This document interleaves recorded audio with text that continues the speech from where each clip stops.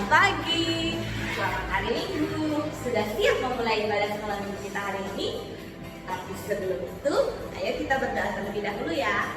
Semuanya ambil sikap doa yang baik. Lipat tangannya, tutup matanya, kita berdoa. Langsung pimpin ya. Tuhan Yesus, terima kasih untuk hari ini, hari yang baru yang Kau boleh karuniakan kepada kami.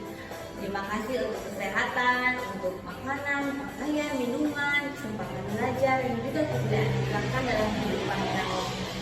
Ajar kami Tuhan untuk selalu bersyukur dalam setiap hal yang Kau boleh berikan, dalam setiap hal yang Kau boleh berkati dalam kehidupan kami. Saat ini kami mau memulai ibadah sekolah minggu kami. Kiranya Tuhan sertai sehingga kami boleh beribadah dengan baik, memuji Tuhan dengan sungguh-sungguh, dan juga boleh mendengarkan cerita dengan baik. Kami menyerahkan ibadah kami ke dalam tangan-Mu, hanya dalam nama Tuhan Yesus kami berdoa. Amin. Nah, sekarang kita akan memuji Tuhan dengan lagu yang berjudul Kuat, Hebat, dan Besar. Karena Tuhan Yesus kita kuat, hebat, dan besar. Kuat-kuat yang terkuat, hebat-hebat yang terhebat, besar-besar yang terbesar, itulah Tuhan Yesusku. Kuat-kuat yang terkuat, hebat-hebat yang terhebat, besar-besar yang terbesar, itulah Tuhan Yesusku. Yesus yang terkuat, Yesus yang terhebat, Yesus yang terbesar-besar, tiada tandingannya. Bisa kan? Sekali lagi ya.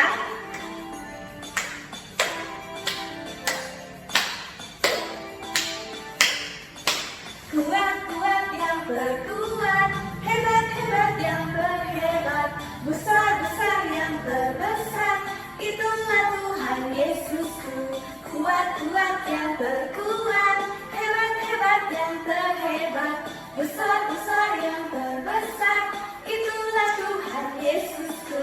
Yesus yang terkuat, Yesus yang terhebat, Yesus yang terbesar-besar, tiada tandingannya. Yesus yang terkuat, Yesus yang terhebat, Yesus yang terbesar-besar, tiada tandingannya.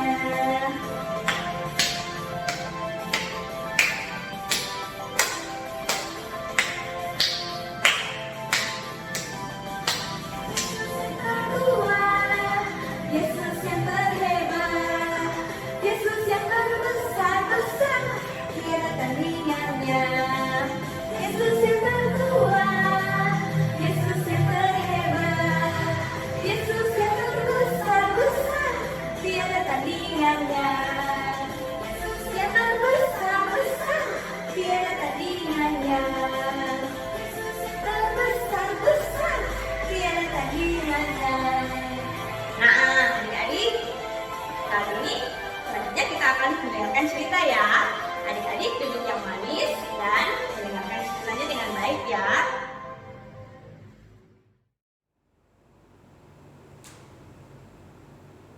Halo adik-adik.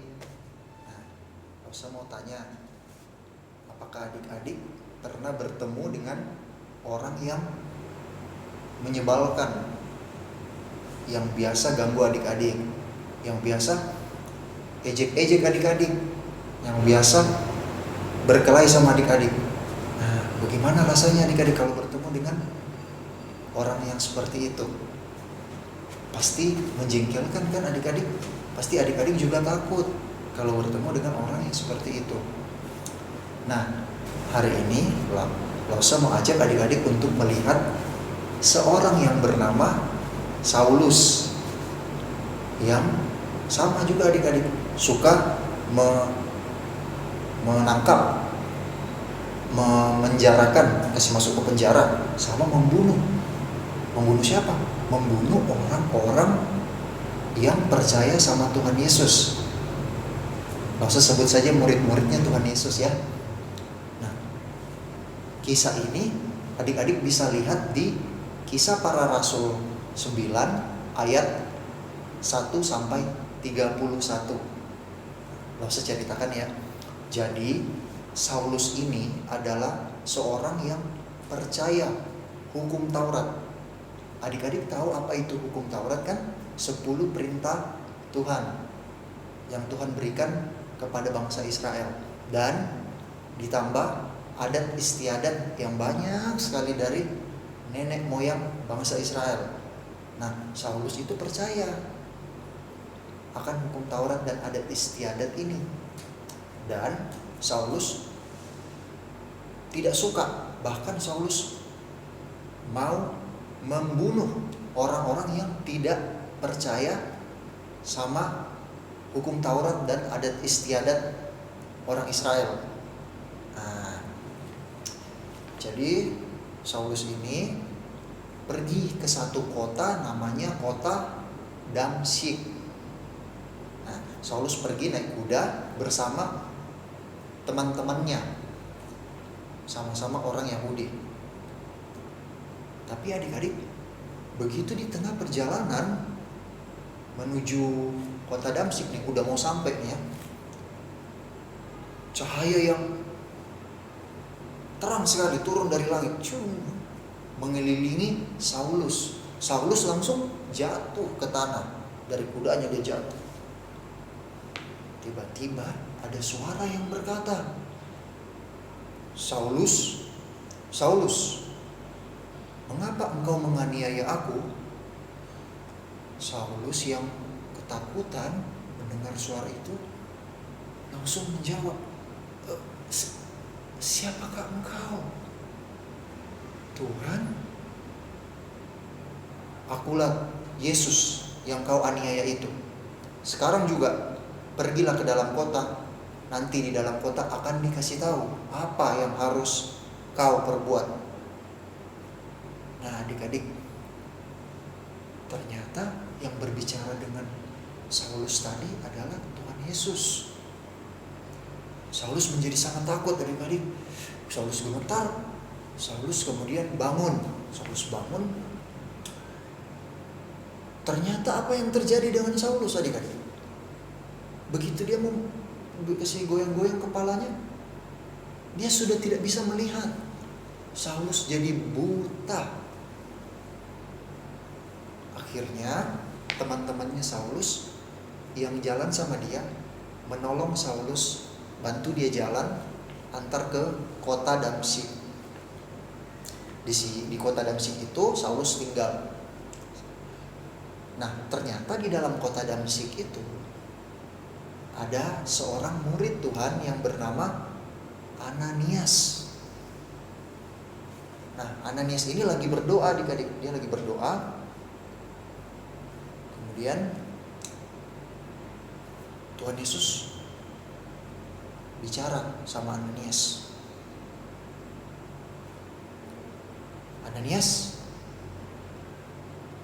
sekarang juga pergilah ke jalan yang bernama Jalan Lurus, dan carilah di rumahnya Yudas seorang yang bernama Saulus.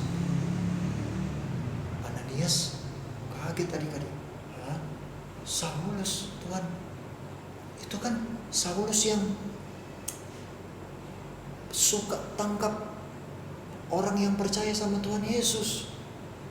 Bahkan Saulus itu yang bunuh murid-muridmu, Tuhan. Tapi Tuhan Yesus jawab, Ananias, pergilah Ananias, karena Saulus ini kupilih menjadi alatku untuk memberitakan Injil bagi orang-orang Yahudi dan yang bukan Yahudi. Nah, ternyata Saulus ini, adik-adik, Tuhan Yesus pilih menjadi hambanya. Nah, singkat cerita, Ananias cari nih rumahnya Yudas di jalan itu. Kemudian Ananias masuk, ketemu deh sama Saulus. Pas ketemu sama Saulus, Ananias itu menumpangkan tangannya ke atas Saulus, kemudian berkata, Saulus, saudaraku, Tuhan Yesus yang suruh saya ketemu kamu supaya kamu dapat melihat dan penuh dengan Roh Kudus. Saat Ananias selesai bicara begitu, apa yang terjadi adik-adik? Saulus itu matanya terbuka. Ada selaput, seperti selaput gugur dari matanya, dan Saulus bisa melihat. Wow, keren. Nah, setelah Saulus bisa melihat, Saulus makan. Karena ternyata adik-adik, Saulus itu belum makan selama 3 hari waktu Saulus tinggal di kota Damsyik. Setelah selesai makan, Saulus dibaptis, dan Saulus pergi ke tanah Arab. Sementara di tanah Arab, Saulus pergi ke sana sebentar waktu, kemudian Saulus kembali ke Damsyik, dan Saulus berubah adik-adik. Saulus berubah. Sifatnya yang dulu, apa coba yang dulu sifatnya? Saulus suka menangkap orang-orang murid-muridnya Tuhan Yesus. Saulus bahkan membunuh murid-muridnya Tuhan Yesus. Dulu sifatnya yang dulu. Sekarang setelah Tuhan Yesus menampakkan diri kepada Saulus, sifatnya Saulus berubah menjadi orang yang baik. Sudah tidak melakukan kejahatan, sudah tidak tangkap orang, sudah tidak bunuh orang. Bahkan yang paling keren adik-adik, Saulus memberitakan firman Tuhan. Saulus memberitakan Injil di kota Damsyik. Nah, waktu Saulus memberitakan Injil di kota Damsyik, teman-temannya Saulus yang dulu itu loh, mereka lihat Saulus, mereka heran. Kenapa ini Saulus bisa berubah sifatnya? Apa yang terjadi sama Saulus? Kenapa Saulus sekarang jadi membela Tuhan Yesus?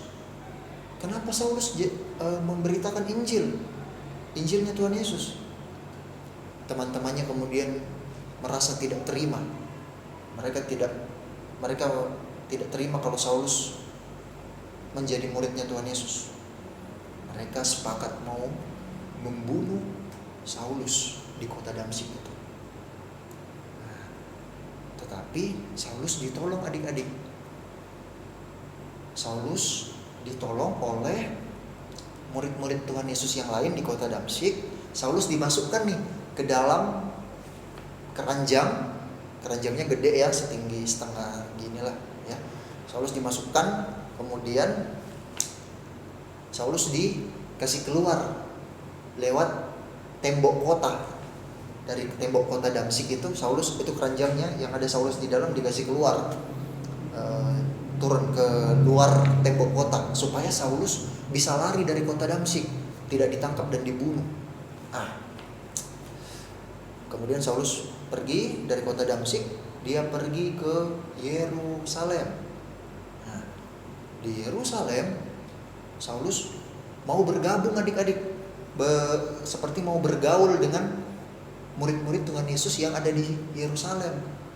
Tapi tahu enggak adik-adik, sedih sekali adik-adik, tidak ada murid-muridnya Tuhan Yesus yang mau temani Saulus. Tidak mau ada yang berteman sama Saulus, karena mereka takut.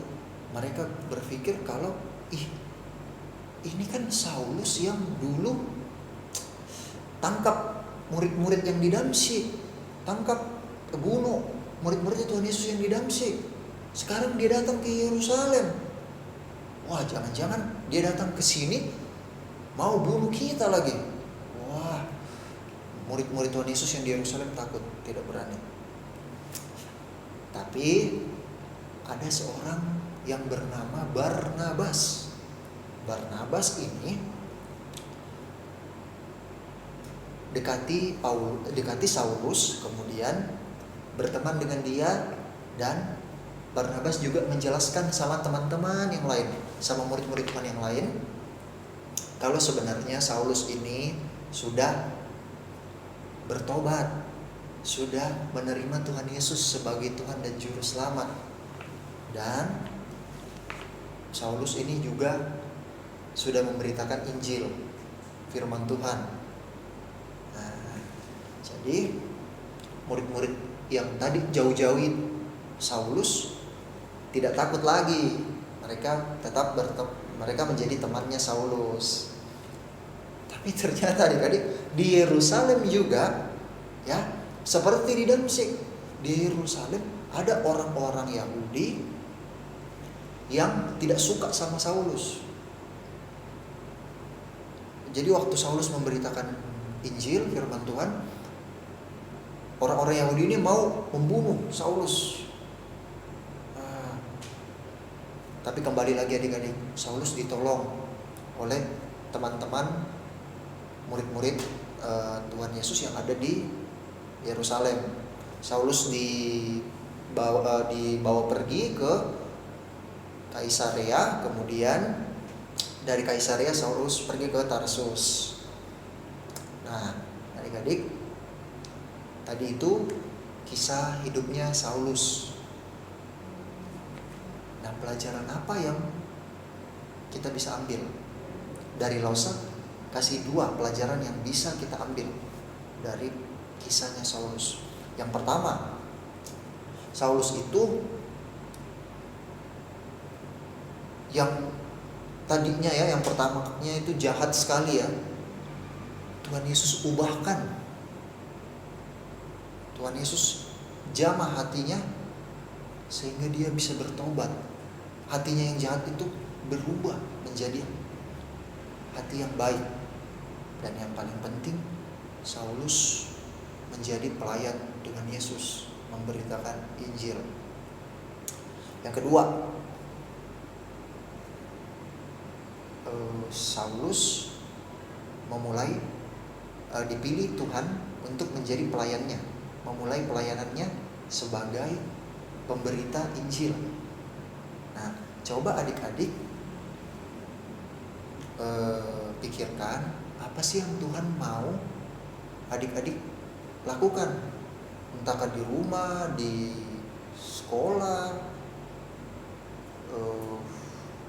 mana lagi ya, di lingkungan teman-temannya adik-adik. Coba adik-adik pikirkan, apa yang Tuhan mau adik-adik lakukan untuk melayani Tuhan di lingkungannya adik-adik. Nah, itu ya.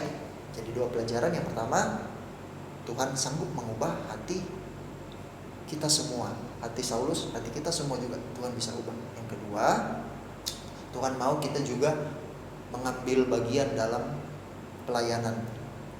Terserah mau di gereja, di rumah, terserah adik-adik. Yang penting apa yang Tuhan mau adik-adik lakukan, itu adik-adik buat. Karena adik-adik, sekarang kita akan menghafal ayat hafalan di Yesaya 6 ayat 8. Nah, di Yesaya 6 ayat 8 ini adalah pembicaraan antara Tuhan dengan Nabi Yesaya. Nah, saya bacakan ya.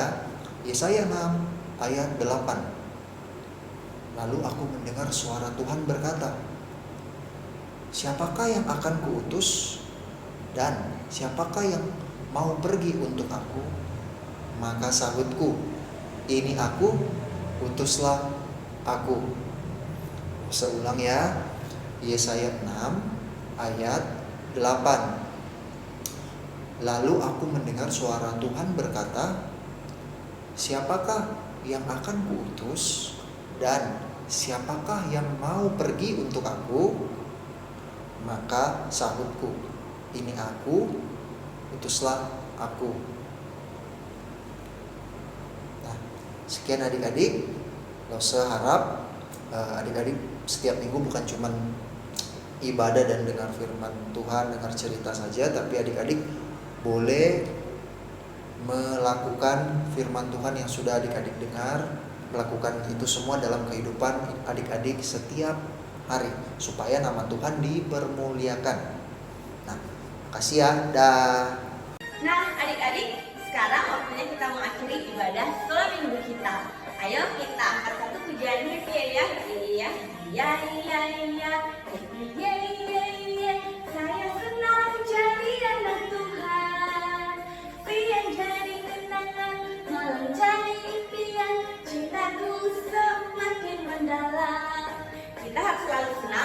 menjadi anak Tuhan, apapun keadaannya, apapun situasinya. Oke? Happy ya ya ya, happy ya ya ya. Saya senang menjadi anak Tuhan. Siang jadi kenangan, malam jadi impian, cintaku semakin mendalam.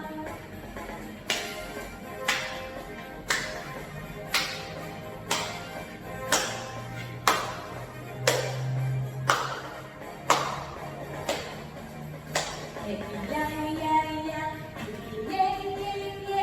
Saya senang menjadi anak Tuhan. Siang jadi kenangan, malam jadi impian, cintaku semakin mendalam. Ya ya ya, happy ya ya ya. Saya senang menjadi anak Tuhan. Siang jadi kenangan, malam jadi impian, cintaku semakin mendalam. Adik-adik jangan lupa ayat hafalan dan aktivitasnya ya. Sampai jumpa di ibadah online minggu depan. Tuhan Yesus memberkati.